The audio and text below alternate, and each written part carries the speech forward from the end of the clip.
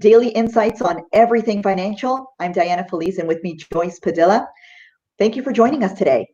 Today, we're talking about how to financially prepare for buying a home during COVID-19. But first, I'd like to share that here at Attingo, we're here to provide answers to the circumstances that you're experiencing currently. So whether you want to get your financial life in order, or you just have a simple question, reach out. It's a good time, and let's talk. So, Joyce. Yes, and if you're looking to buy a home during this time right now, Yes. if you're looking to buy for a home during this time right now, I hope you can hear me. Yes. You can expect, can you hear me? Okay, good, awesome. Okay, let's start over. If you're looking to buy a home during this time right now, and you can expect for tech to play a big role. But first of all, how can we prepare financially? So we're here today to hear it from the expert. That's right. Let's welcome Eddie Condamo. He's the owner of the Mortgage Center. Thank you, Eddie. Where's he at? Thank you for being with us today. Joyce, how are you guys? So nice to meet you. Thank you, Eddie. So Eddie, being in business transactions, like they are continuing as people are still looking to buy for homes today. So can you please explain to us, how do we need to prepare ourselves financially to be able to buy a home moving forward now, as of, the COVID is slightly going away? Preparing to buy a property is very simple. There's three issues that we need to deal with: credit, down payment, and income. Okay, so we should really sit down and analyze. Okay, we want to buy a house. How's our credit? How much debt do we have? Where's the down payment? Where's it now? Where's it coming from? Are we using RSPs for down payment? Are we eligible for down payment? eligible for RSP for the down payment, and analyze how much debt do we have, because all that falls into a calculation that allows you to determine what is the maximum purchase price that you should be buying. I say should be buying because you want to live comfortable. And that's where you give us the recommendations, right? Yes. Because that question is, one thing is what I want, and another thing is what I should be buying. Exactly. We need to live, we need to enjoy life, and we need to also pay for a property that we can actually do all that, and obviously own the property in the future. So I have a question. Well, maybe Joyce, sorry, you were going to say. Yeah, no, I was just going to say, so for those of us who have applied for the CERB program, if there were any interruptions in their track record, does that affect, or how does that affect those who want to buy a new home moving forward? So, good question. Let's say that 5-6 months, a year from next year, you want to buy a house, and your income doesn't really total what you actually earn because of the 3, 4, 5 months that you were working. In these times, it's understandable. From this month to this month, I was collecting unemployment insurance. Here's my receipt. They're going to give you a receipt that for your tax purposes. And then I continue to work. So then we'll take the actual income, total income, because basically you were laid off because of circumstances. Okay, and you can also show you went back to the same employer. Okay. So it basically will be one of the exceptions that the banks will take in consideration.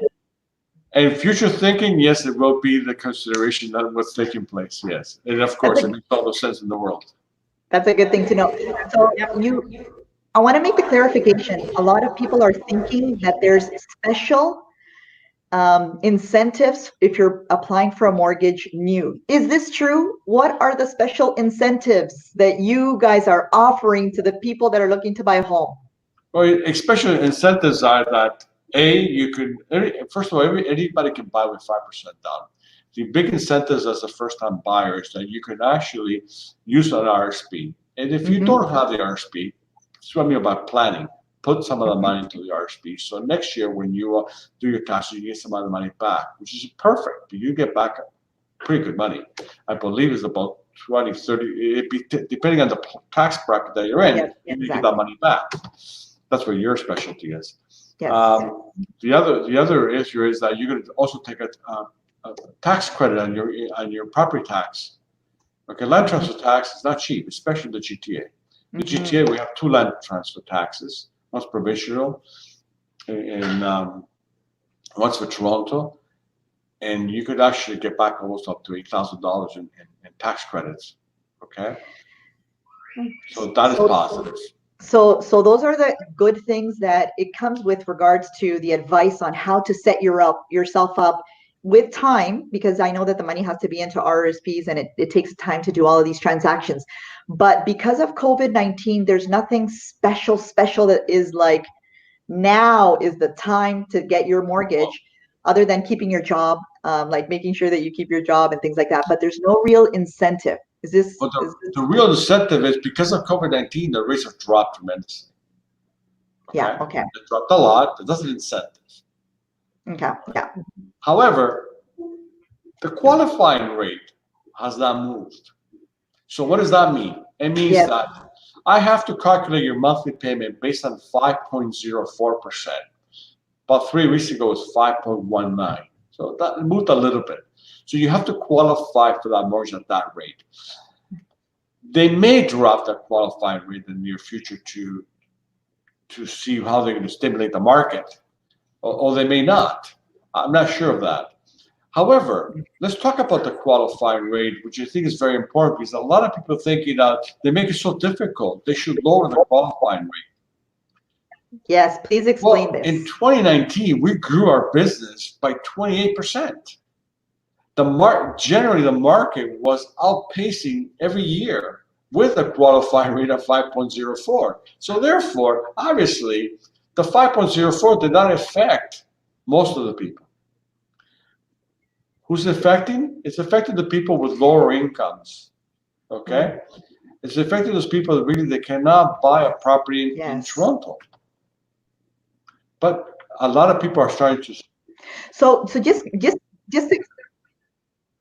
to clarify that, so even though the rates are at a 2 point something, that's not the rate that they have to qualify as if it's a 4. They have to qualify at 5.04%. Wow. That's the qualifying. 5.04%. But you see, Joyce, you said, wow. But yeah, we have record sales. Record sales we have. So it can't be that bad.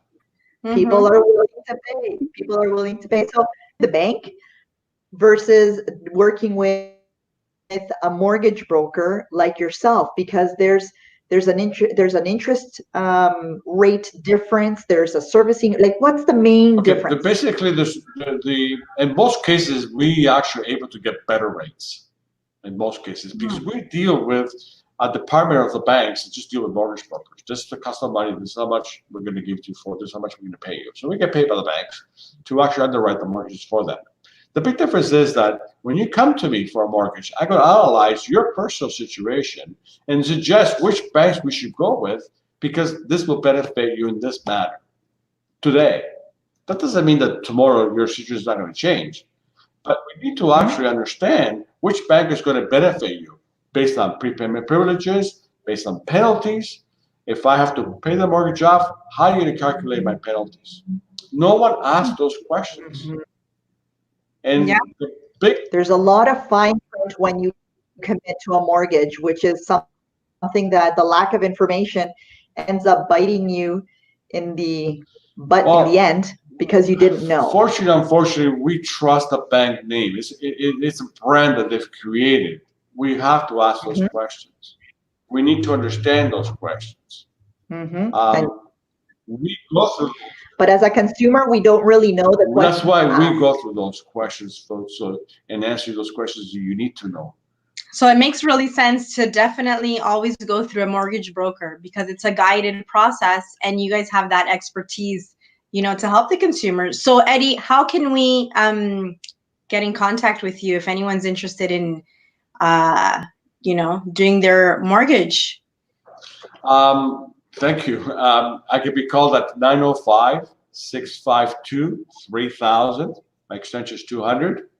Or you could just email me at Eddie, make it simple, at quindamo.com, Quindamo. That goes directly to me.